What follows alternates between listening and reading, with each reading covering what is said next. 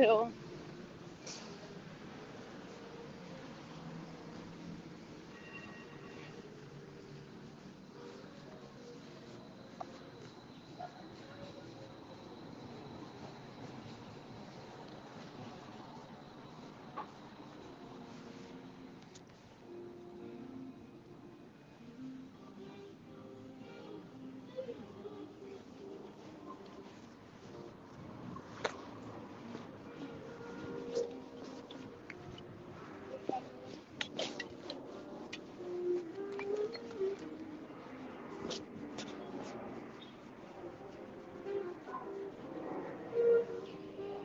Hey y'all. Oh god, I was just tripping and shit. I'm walking over to the East Precinct right now. I'm gonna go check it out. I haven't been here in like a week, seems like. Thanks, Josh. Damn, old lady almost rolled down and hit me. Yeah, guys, I took a break. I was just with the Fed March a few days before that few days before they got hit. Oh, no mask. There's a lot of no maskers out. I got my mask on, don't worry. Sorry, guys. I'm trying to light up a little roach right now.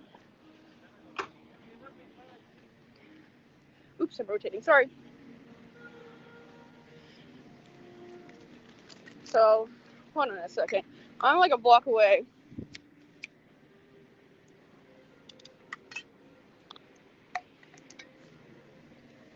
Yeah, shit's been crazy. As you can see, there's no barricade right here anymore. We're gonna go check it out.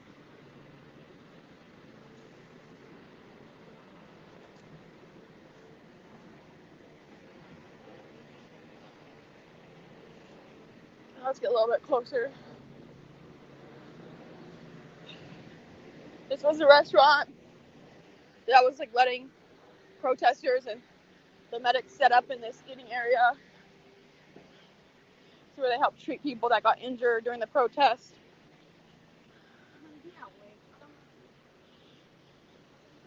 Yeah, Lauren, I think things are kind of getting back to how they were prior to the protests. There's a little memorial for the first victim who got shot and killed here.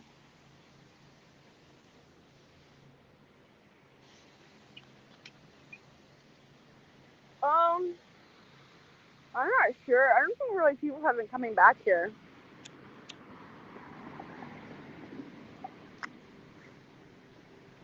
It's pretty empty. We got the Black Lives Matter mural still up. The park. A couple people in the park. I don't think they're supposed to be in it though.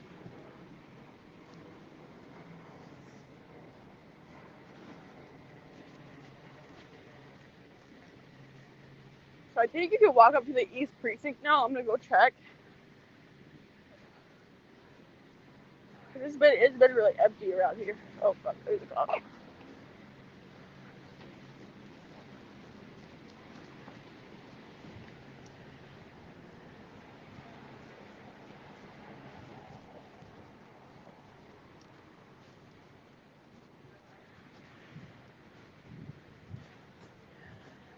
So I heard someone came here and put sealant over these letters, but I'm not sure if that happened. They said that the original artists are going to come out here and repaint them. It seems like the city wants to keep the mural here.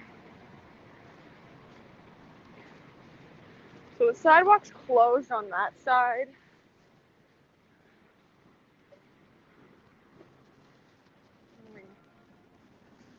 Alright guys, putting on my backpack. Sorry, I've been kind of shaky.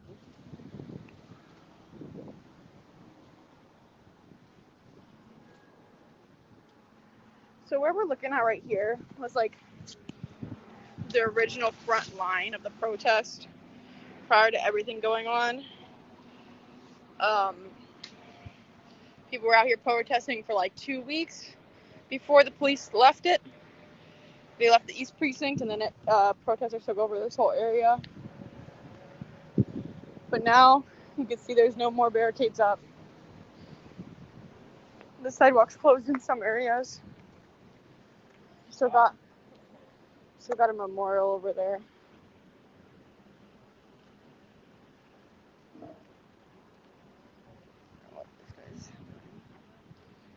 So, yeah, this was one of the memorials set up for victims who had lost their lives around the country during the George Floyd riots and protests.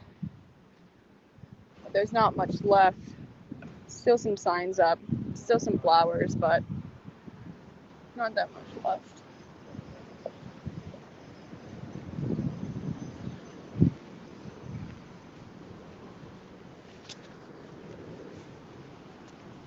So they're trying to power wash a lot of this graffiti off the ground. I don't know if anyone remembers from before, there was just a lot of art. So I don't really calling it graffiti. There was a lot of street art just covering the sidewalks and the street here. And now you can see most of it's been power washed away. So we're walking up to the East Precinct over here.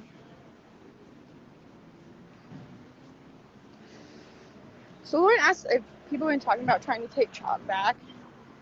I don't even know if that's like possible. Like, I think people could come back and protest, but I don't think the cops are going to leave the precinct again. I feel like that was a lot for their like ego, because when they came back, they were like, a lot of the cops were just acting like they just did something like just incredible, which it really wasn't. But the boards are all off the precinct now. They power washed the paint. For those who have been around for a while, that used to say Seattle People Department.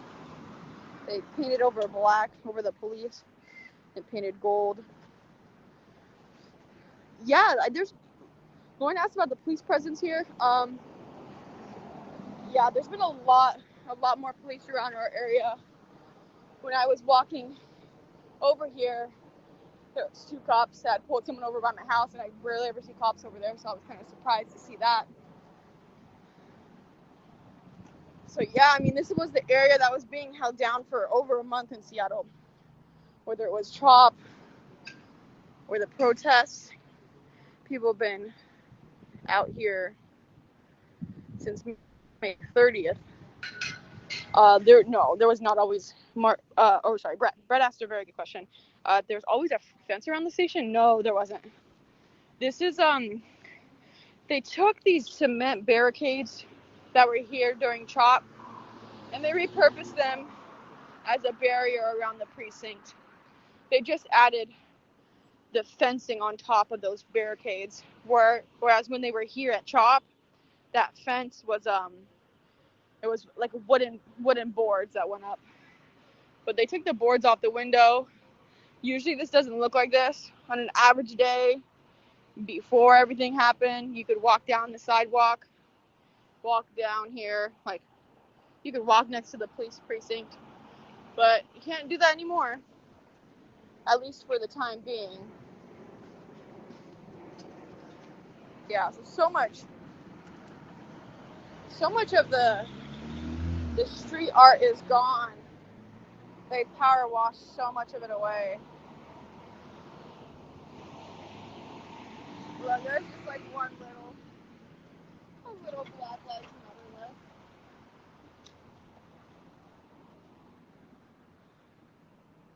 Yeah, it's just crazy to think that this place was just so covered in art, and now it looks just like shitty. Like the power washing like made the road look even worse than it did before.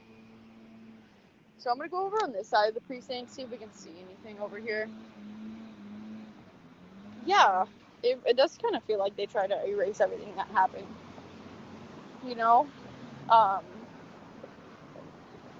I'm happy I was able to, film so much of this, but I really wish I would have taken more pictures. I just didn't picture them cleaning everything away like that so quickly.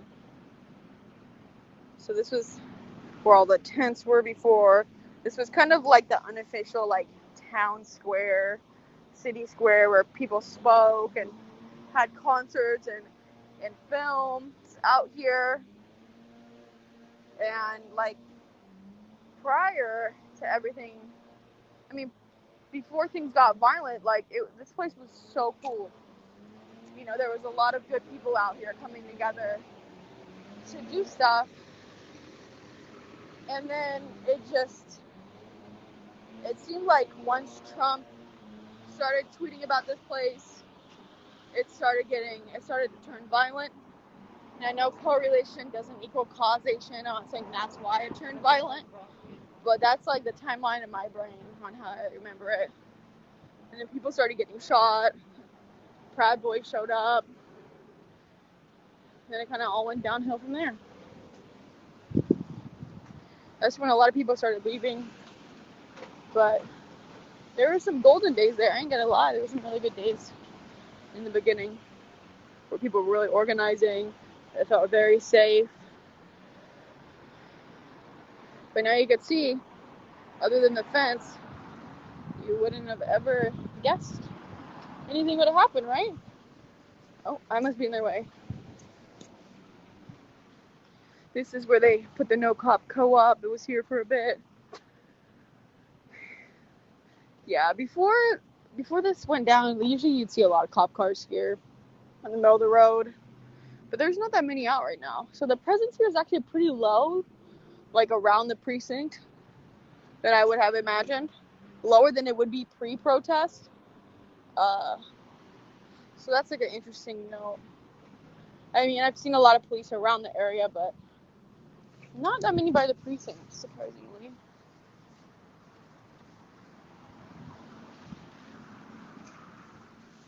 Yeah, I agree with you, Brett.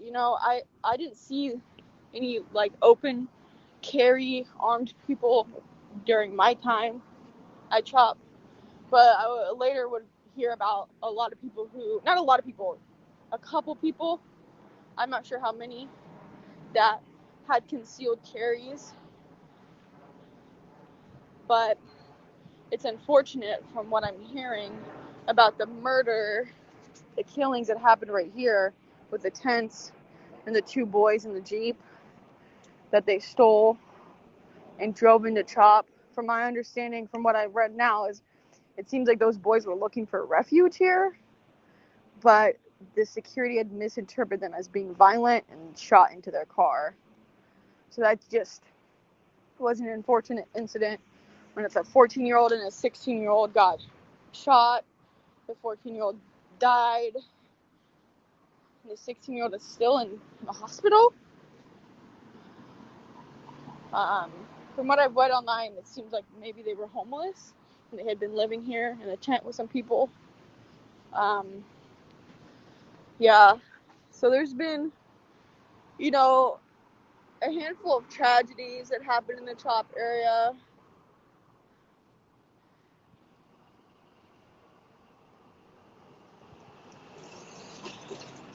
But what happened on Saturday morning was really rough.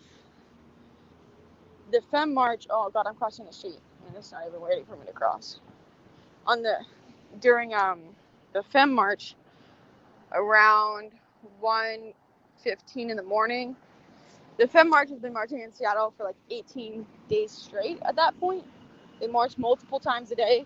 I live streamed with them a couple days before this incident happened, but they always would shut down the freeway when they marched. Usually there was like two marches happening simultaneously. One would shut down the freeway, one would go to the West Precinct. It had been happening. Well, on Saturday morning at like 1 in the morning, they had been blocking off the freeway, protesting on the freeway, and people were getting ready to leave. And a car drove the wrong way down an exit ramp to get on the freeway, and sped through, swerved around some cars that had been blocking the road to protect protesters, and hit 2 protesters. Summer Taylor and Diaz Love. Summer was killed. She died at the hospital the next day. And Diaz is still recovering. I hear she has a broken pelvis, and I'm not sure what else. But it's crazy because in my last live stream, I was with the Fem March, and I was at the front of the march. I was trying not to film too many people's faces, just trying to not cause confrontation. And you could see in my whole live stream, like, I'm filming Diaz like the whole time. She's in my stream. So that just felt really kind of close to home, like, to be out here so much, like, to finally be recognizing protesters, like, becoming on, like, friendly terms with some of the digital activists out there, and just to, like, overall recognize people and get into the point where you see a video and you're like, oh, that's what's his face. But to see someone, like, see people you've been marching with get seriously injured and killed was, like, kind of made me fucked up in the head a little bit. I just needed a couple days off just to, like, process everything. But I'm back. I wanted to see what's going on. The Fem March is still, the Black Fem March is still marching every day. I think they march at like 10 a.m. and then they march at like 7 p.m. at night. So I'll try to catch one of their marches soon and be out there.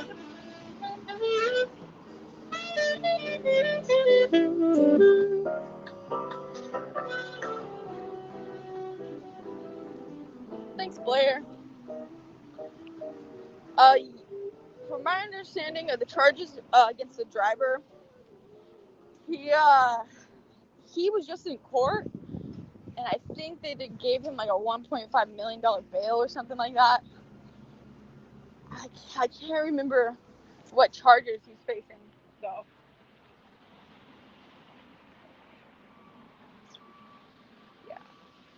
Yeah, I'm not sure what charges he's facing. I can't remember, but I know he was in court.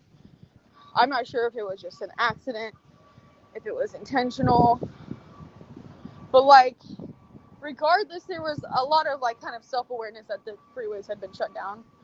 I don't know if he knew that people were going to be right in front of him, but it's just sad. You know, people are out here just trying to demand justice, demand change, help outline that change, you know, do the, like, quote-unquote American thing. And then to see people get killed when they're just being so peaceful is just, like, kind of just sick. It's, like, sickening. It makes me sick.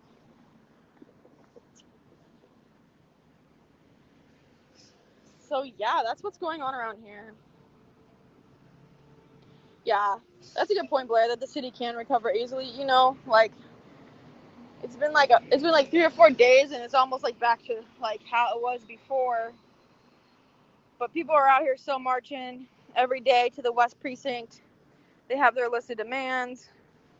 And those demands are to defund the police by 50%, invest into the Black community. I can't remember the other demands. I'm sorry. I'll try. My brain's not working right now. I just had a full day of work, so I'm kind of tired. But I'm going to try to catch a march soon.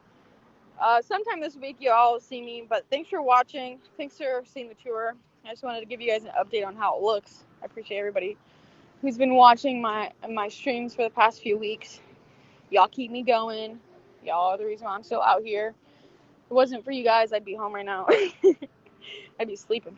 But yeah, I appreciate y'all. I appreciate everybody I have. You guys are great, very supportive, good people. And yeah, so everyone, you guys stay safe, and I don't know, keep doing what you're doing, and don't forget Black Lives Matter.